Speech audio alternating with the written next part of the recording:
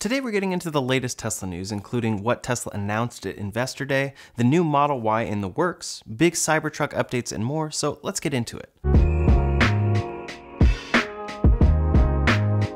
First up today, Tesla has officially begun the process of opening their supercharger network to other EVs in the United States. This is something that has been a long time coming, with Tesla talking about opening their network for a very long time. It was unclear how they'd go about this simply from a connector perspective, but recent leaks showed us that their Magic Dock would add a CCS adapter to their superchargers, and that would unlock when initiated from the Tesla app to charge another EV. Now, Tesla has opened first chargers and added the option to charge a non-Tesla at a supercharger within the app. They first announced it with a tweet saying select superchargers in the US are now open to other EVs, and they shared a video of the process of just how easy it is. You select the charger site, choose your stall, unlock the CCS adapter, plug in, and charge. Your status is updated live in the app, and when you finish charging, you have a charging summary. There are very few locations open so far, but plenty of owners have already been seeking them out to give them a try. As of right now, I see 2 in Northern California, and 5 or so available in the New York area around where Tesla makes their superchargers.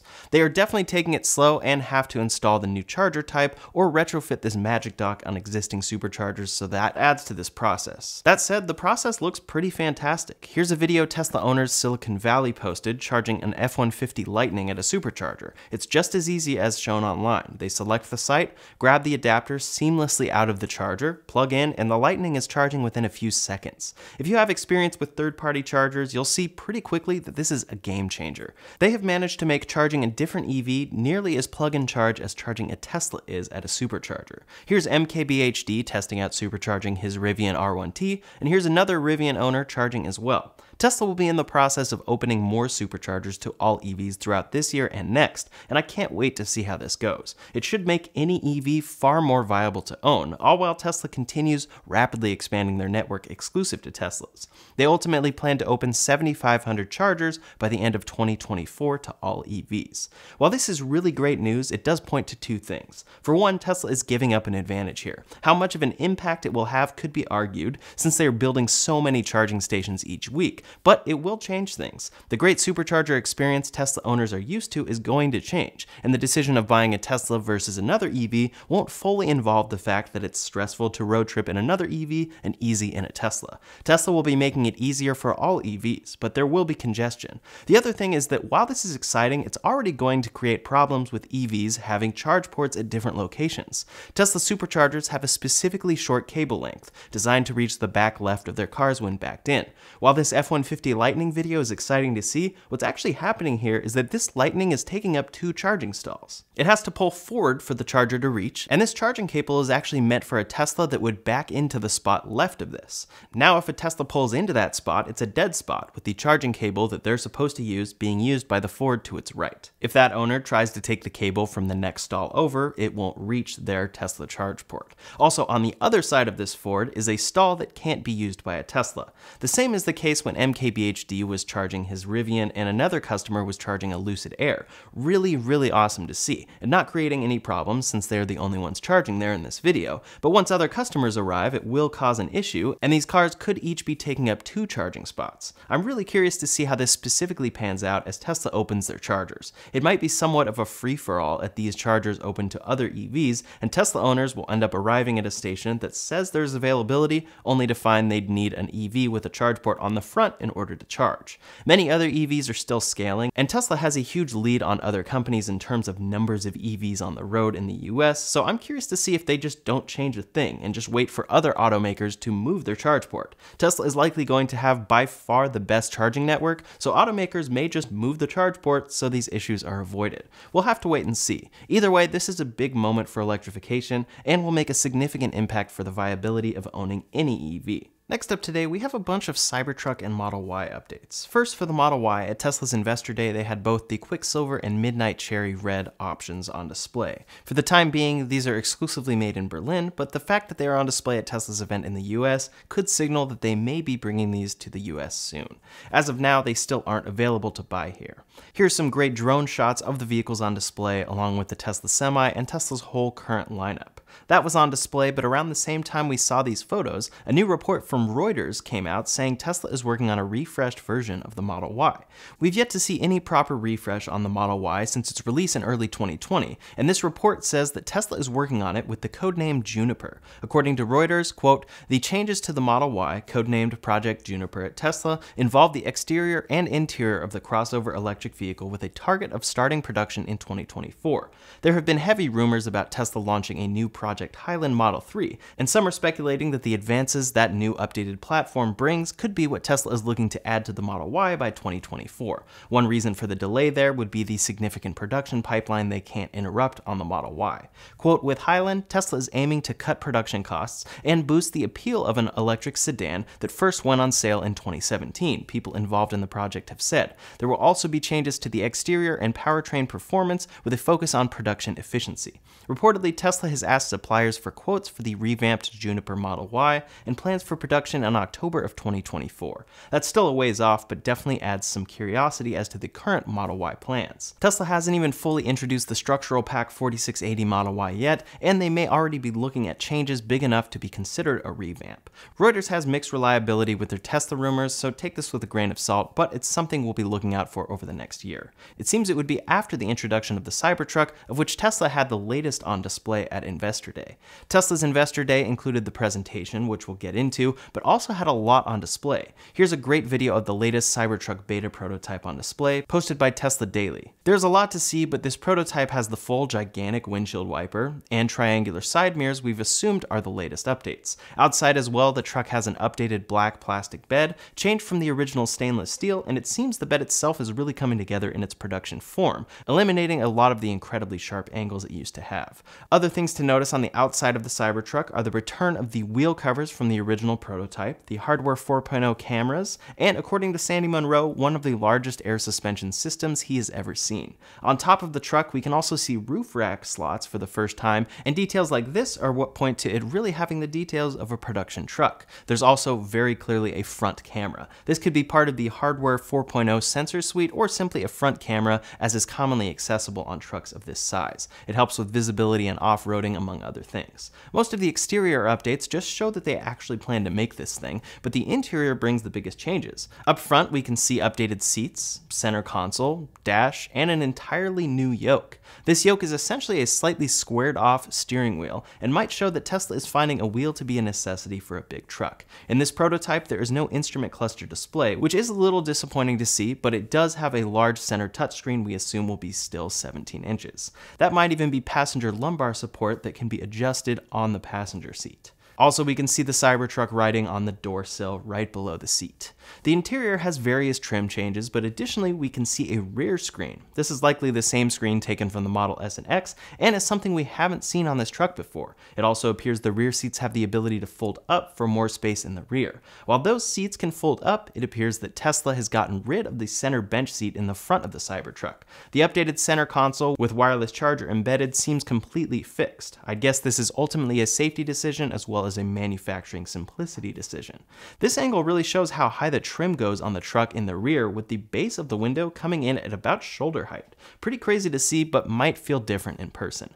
Overall, with this Cybertruck prototype, we can see a lot of small tweaks and some notable ones like the updated squared off wheel instead of a yoke. But the big takeaway is that it's actually refined and includes things cars actually need for production. It's a good sign for Cybertruck production this year. Leading up to Investor Day, rumors swirled wildly as to what Tesla would announce. We knew Elon Musk would unveil Master Plan Part 3, and we were expecting that to either just involve Tesla talking about massive scale, or Tesla fully unveiling what their future $25,000 EV will look like, what Hardware 4.0 is, or what the Project Highland Model 3 is. Here's what happened at the event itself. The event started by confirming that the original invite was indeed a bunch of Tesla bodies. Per usual, the event started late, with Elon himself even tweeting that big surprise that they were running late. The first person out was Zach Kirkhorn, which is Tesla's CFO, and he talked about how they're going to talk about macro and then micro for their future of Master Plan Part 3. Then Elon and Drew Baglino came out to talk about what Master Plan Part 3 is as a whole. Overall, they're laying out what they say is a clear path to a fully sustainable future Earth. Elon said that most people he talks to that are pretty smart do not think this is possible, but it definitely is. They went very in depth on how dirty energy is today and how clean it can be in the future, and exactly how many materials, how many batteries are needed for this. They said they'll need 240 terawatt hours of battery energy storage, 30 terawatts of renewable power, $10 trillion of manufacturing investment, 1/2 of the energy required today, since electric energy is way more efficient, less than 0.2% of land area is actually required on Earth because solar is very efficient. That $10 trillion is about 10% of the 2022 world GDP, and there's 0 insurmountable resource challenges. Overall, it requires less mining than the current economy does. The main 5 areas they're focusing on are making a renewable grid, so that is with home solar and such. Then, of course, switching to electric vehicles, then switching to heat pumps, high temp heat delivery and hydrogen for those situations, and sustainably fueled planes and boats. They talked about how much this is already changing and how big it will be in the future. And then they showed a slide here of what that looks like for their vehicles. They showed how many vehicles they've sold in each of these categories and how many they expect. And then above the Cybertruck, it looks like this might be a Tesla van. This is a product Elon has talked about for a while and Tesla has not unveiled. We likely won't hear about until after the Cybertruck is released, but it looks like they're definitely teasing another new vehicle there in the same category as the Cybertruck, and it's bigger. This is almost a guarantee that this is a cyber van that they're talking about making in the future. And then, of course, the other covered up car is their next generation vehicle, which they went in depth on. They talked for a while about what sustainable energy looks like and how much is going to be required, and how it's not actually as daunting as many people expect. It will take a lot of work, but it's definitely possible. And their optimism isn't just optimism for the sake of being optimistic. They're using actual physics and calculations, and they're planning to release the details of all their calculations online. Elon finished by saying the Earth can move to sustainable energy and it will do so in your lifetime. Up next was Franz and Lars, who head up the engineering team for Tesla's vehicle design. They talked about how a small team at Tesla allowed them to be design focused early on. They would design, then engineer, then work on manufacturing. But in order to scale, they have to do better than this. Now with things like the Model 3, they combine design, engineering, manufacturing, and such all together. But then what they ran into there that created Tesla's Model 3 production hell is that they automated the manufacturing process. It actually wasn't originally designed for that. It was designed for manual assembly, so it was tough. Now they know how to improve on this, and the Cybertruck started with the manufacturing side. The materials dictated the design of the truck. They had to rethink the factory footprint, and they don't stamp or paint these trucks at all. The end result of the truck is still dynamic and has all the functionality you expect, and Franz reiterated that it's coming this year. With every vehicle, they're making improvements, and they're making big improvements with the Cybertruck, but for their next generation vehicle, they will be combining design, engineering, manufacturing, and automation at the same time, and all of the people working on these systems are in the same room together. They had a really great illustration of the difference between their current assembly process, that is the manufacturing process for all vehicles, and then where they plan to head in the future. They showed this on a Model Y, but they very much reiterated that that's not how they're going to build a Model Y. It's how they're going to build their next generation vehicle, which they can't show yet. Franz specifically said he would love to show us the vehicle today, but that will be for a later date. So that sealed that. We're not seeing the $25,000 Tesla at that event. Next up was Colin Campbell talking about their powertrain and how they've made various advancements there and where they plan to go in the future. They've already made the Model 3 powertrain 20% lighter. It uses 25% less rare earth materials. The powertrain factory is 75% smaller, and it's 65% cheaper than before since its original introduction in 2017, and they've made no compromises. That vertical integration is what makes it possible, but their next drive unit will be even more scalable.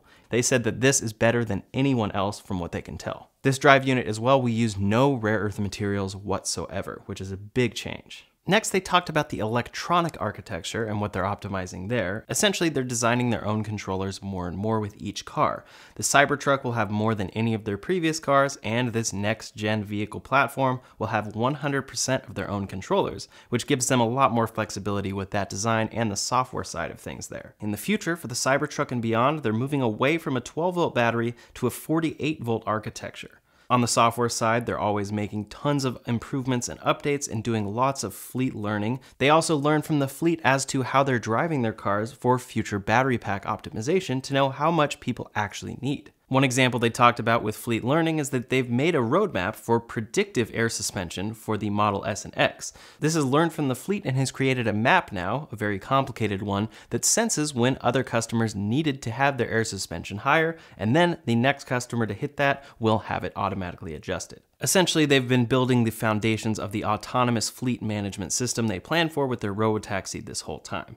They then talked more about FSD, which we've heard a lot about, and they talked about how that fits into a sustainable future, especially because cars are just sitting there idly when they're not being used. And then Elon came out again for Optimus updates. They talked about how they have multiple prototypes of this Tesla bot, and they're working on the arms and legs, and the prototype that couldn't walk at the last event is shown here walking. So they're definitely making big improvements in a short amount of time. Then they talked about charging and their huge lead there. They already make 99% of road trips possible, they do 1.5 million weekly supercharging sessions, and they have 99.9% site level uptime. That's incredibly impressive and blows the competition out of the water when it comes to a charging network. They've also reduced cost, making it 20 to 70% cheaper than others for them to deploy their superchargers. They also pre-build their superchargers, which saves a lot of deployment time and cost, and they're improving their trip planner for efficient routing. Right now, it's routing you automatically to a less busy supercharger, but in the future, it's also going to take into account all the people that are also routing to superchargers. They said essentially they want to make it an air traffic control for electric vehicle charging, so that there's never a wait. And then, of course, they talked about how they're ready to serve all vehicles by opening up their supercharger network. In Europe, they've opened 50% of their superchargers. They've started opening them in Asia Pacific, and yesterday they opened their first 10 in the US. What I talked about earlier with cable length may be something they're answering here, because they talked about how their 4th gen supercharger stalls are not a huge thing to talk about, but they're starting to install them in Europe, and they have longer charging cables. Those longer cables are specifically to support electric cars that have a charge port located at a different location. Long term, that might be how Tesla is going to fix this. Next, Tesla talked about the supply chain and all the optimization that they're planning on there. They talked about how they got through various supply chain difficulties that interrupted other people, but Tesla grew, and how they can apply that knowledge for the future. Basically, everything is about efficiency and the easiest way to scale, which always involves simplicity. So next, they talked about manufacturing. It's all about making cars faster, and right now they have 4 factories with over 65,000 manufacturing employees. They now do in-house construction for their factories, and they're celebrating that day their 4 millionth vehicle built. Basically, we're seeing exponential growth in their scaling, because it took them 12 years to make their first 1 million cars, 18 months to make their second million, 11 months for their third million, and less than 7 months for their 4th million. It should be even quicker for their 5th. They also detailed how they're getting into lithium refining and showed a render of their Corpus Christi facility there. On the energy side, they have some new products that they're planning to announce in 2023, and they're also building megapacks faster and planning for virtual power plant growth. On the Tesla electric side, in Texas, where they already provide this service, they're now going to start offering in July a service that offers home charging for $30 a month. It would be unlimited overnight home charging because they're able to utilize the extra wind power that happens in Texas overnight and supply it to Tesla customers with Tesla Electric. Also, for Tesla Electric, that is just the beginning, and we can definitely see a big path for that in the future. They finished out the event with a Q&A and started that by talking about their New Mexico factory, which they officially announced finally. This factory has been rumored for a long time, and Tesla confirmed that they'll be building their next-gen vehicle platform at this new factory near Monterrey in Mexico. It will be supplemental to their other factories, which will all continue to grow, and they'll build their next-gen vehicle platform at multiple factories. A few small details were that bidirectional charging wasn't a priority for them in the past, but they are working on it, possibly coming to their vehicles in the coming years, but Elon said he doesn't think many people will use it because it doesn't actually make sense. As for the number of different models Tesla will make, he said at max they see themselves making about 10 different models. He said it will be a lot like smartphones, where there used to be a ton and now there's only a few. We'll see the same thing with cars, and this is something I've suspected for a while, coming from not just Tesla but all brands trying to simplify manufacturing and bring down costs on electric cars. One last point was from Lars, who said that their next-gen vehicle platform is not just one vehicle, but multiple vehicles. That's definitely good to hear because it hopefully means it's not just a robo-taxi, and it includes a few different options there. Overall, it was a very interesting event, but it was definitely an investor day. It was definitely something where they're talking about future things and what they're working on, and it's very impressive, but they didn't actually announce that car or show us what it looks like. I'm a little worried that their future vehicle platform is going to be exclusively a robo-taxi, and I'm not sure the FSD software software can keep up with the rate of advancement they're doing on the engineering side. But they are approaching this future vehicle from every possible angle to reduce cost to where it will actually sustainably be able to be that cost. Overall, I'm excited after this event, but mostly just excited that they talked about the Cybertruck, showed us an updated prototype that looks really impressive, and reiterated that that will be coming later this year. And then, of course, the announcement of Tesla's next Gigafactory in Mexico. That's all the latest Tesla news for today, so in the meantime, if you want to see the latest way that Tesla is beating the competition, you can check out that video linked up here or in the description below. Thanks so much for watching, and I'll see you on the next one.